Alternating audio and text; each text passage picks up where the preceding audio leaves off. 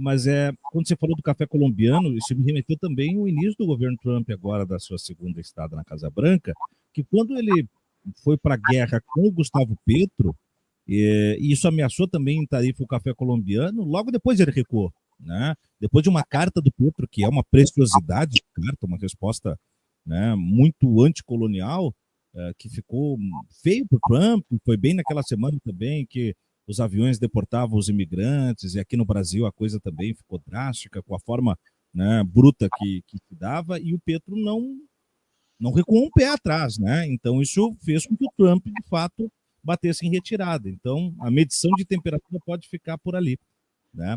E aí, uma outra pergunta que eu te faço em cima dessa, para a gente seguir avançando, o pessoal está relatando que o problema é no meu, daí eu vou te passar a pergunta e vou tentar corrigir aqui, é o seguinte, com base nisso, a matéria do dia que a gente abriu o programa hoje é o bolsonarismo cada vez mais isolado em termos domésticos, com inclusive o Centrão sendo migrante, né, na lógica mais centrista de ser, e deixando o bolsonarismo de lado, não necessariamente vindo para o governo, mas criticando, e as pesquisas encomendadas não só pelo governo, mas também pelo PL, apontam que Lula cresce entre os bolsonaristas.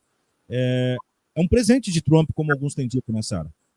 Acho que a gente falou isso aqui, né, Tiago? Acho que isso é o que muitos analistas viram também. Inclusive, se você vê do ponto de vista externo, acho que a gente já até previa isso, quando a gente vê a reação da Índia, a reação da África do Sul, tem um diálogo abismante do presidente da África do Sul com o Trump, onde ele muito calmamente destrói o Trump, o racismo do Trump, e fala da nova ordem mundial, né? Tenta mostrar para o Trump que a América não é mais o centro do mundo, nós estamos trabalhando com vários centros emergentes do mundo.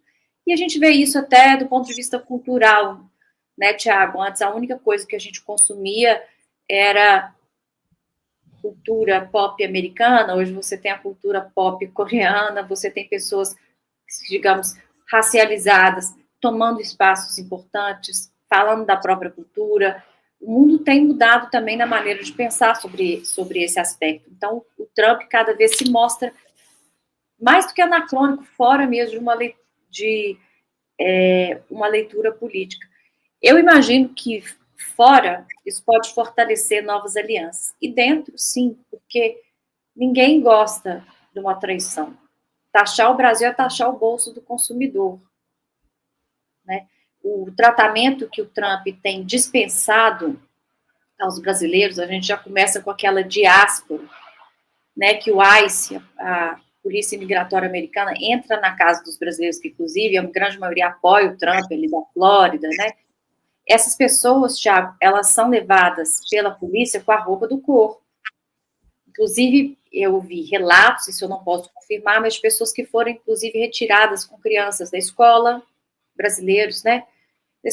Hospitais, e são simplesmente colocadas no avião, de volta para casa com a roupa do corpo, não pode pegar nada em casa, e que construiu nos Estados Unidos deixa. Então, isso já vai criando também uma sobriedade com relação àquela imagem distorcida, embriagada que os brasileiros têm dos Estados Unidos e do Trump.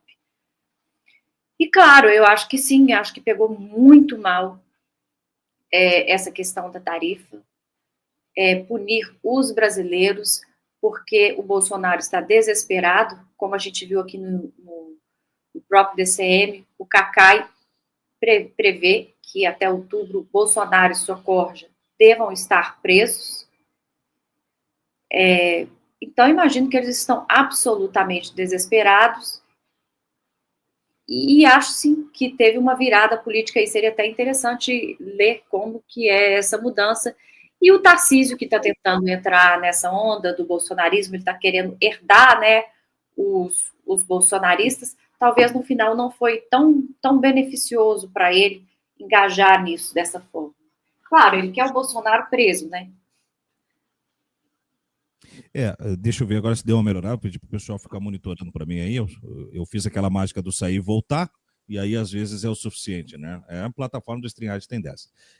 Quando você fala do Cacai, o Cacai impressionantemente tem acertado tudo até agora, né? Quase que tem uma magia ali, o Kaká, né? Uma bola de vidente daquelas, bola de cristal. Mas, né, pela experiência dele, como você disse, ele promove a prisão do Bolsonaro para os próximos momentos. E isso também vai nos trazer um novo momento de embate nessa área. Porque o embate que começou no início do mês foi justamente no dia 1º de junho, que foi o início do segundo semestre, foi a questão da IOF. Deu 15 dias, já vem a questão do tarifaço. Daqui a alguns meses será a questão da prisão do Bolsonaro.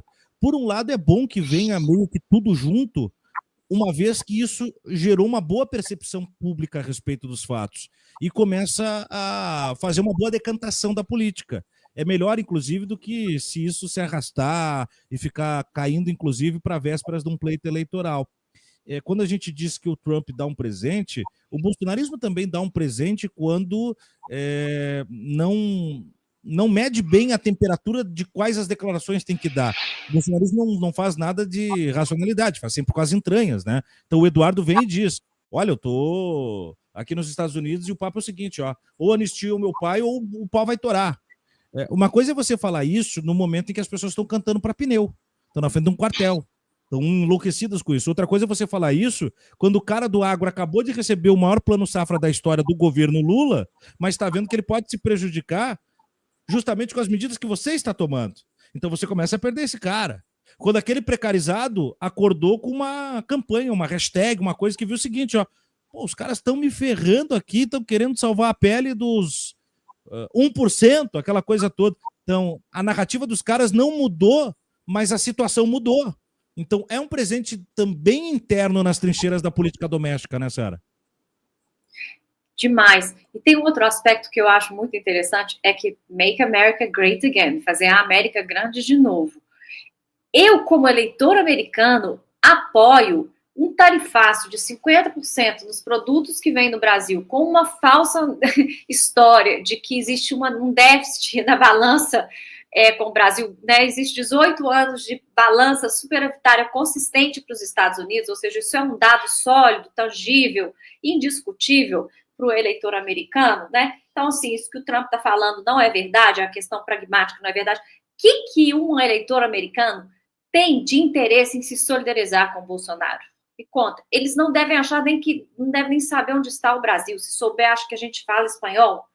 Então, por que nós vamos carregar o peso de uma medida em solidariedade a um cara que talvez a maioria dos americanos nunca ouviu falar? Eu vou pagar para ele porque ele é amigo do Trump num país que não é o meu? Como que eu vou fazer a América grande de novo se eu vou sacrificar os americanos para favorecer um sujeito?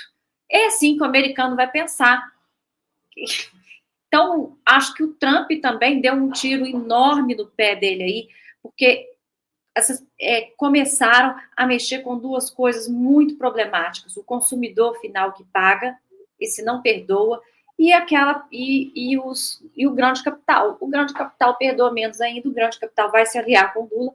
O grande capital não gosta de bagunça, não gosta de caos, não gosta de imprevisibilidade, e o caos do tarifaço que o Trump quer criar é tudo que a economia não quer, um caos. Qual economia se move bem dentro de um caos, e um caos artificialmente produzido? Então, isso o Trump anuncia também como o primeiro passo, né, de uma reestruturação da ordem mundial. Acho também, eu concordo plenamente com você, pegou muito mal, vai afetar o Brasil de forma... É um golpe, né? Não é aquela coisinha pequenininha, a maldade que você vai fazendo pouco a pouco, e aí eclode. É uma coisa grande que todo mundo vai perceber. Eu também acho que o Lula sabe usar também essas adversidades contra ele. O Lula tem aquilo que o Maquiavel fala, que é a virtude. A fortuna que chega, ele consegue virar aquilo em favor dele. Ele cresce na adversidade. O Lula cresceu quando foi para a prisão, por exemplo, né? O Lula vai crescendo nesse tipo. Eu acho que quem atacar o Lula pode sair muito mal.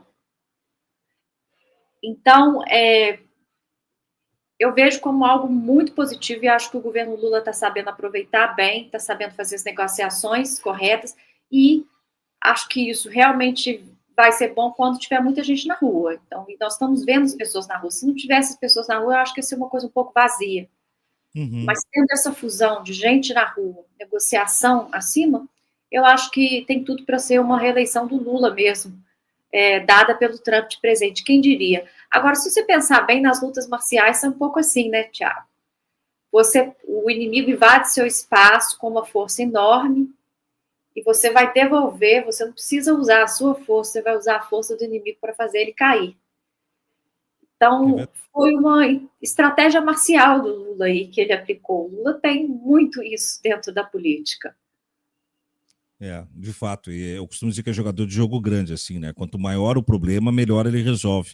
Inclusive, eu acho que o contrário é o problema, né? É a grande dificuldade do Lula. As pessoas pediam, né? O Lula tem que dar uma de Cláudia Sheinbaum e vir falar todos os dias e tal, mas chegam uns dias ali que vem umas perguntinhas, assim, umas coletivas, e daí o Lula fica falando sobre o sexo dos anjos, e aí eu acho que ele se perde. Quando o Lula tem que falar sobre amenidades e coisas blasés, é que sai algumas coisinhas assim, porque de fato não está sendo testado no seu melhor estilo de performance, que é sabendo lidar com o problema, né? O Lula é o cara aquele do filme que tem o fio vermelho, o fio azul, o fio verde, ele sabe qual cortar e impede que a bomba exploda e acabe com o mundo, né? Um 007 assim. Então, nesse sentido, tem total razão.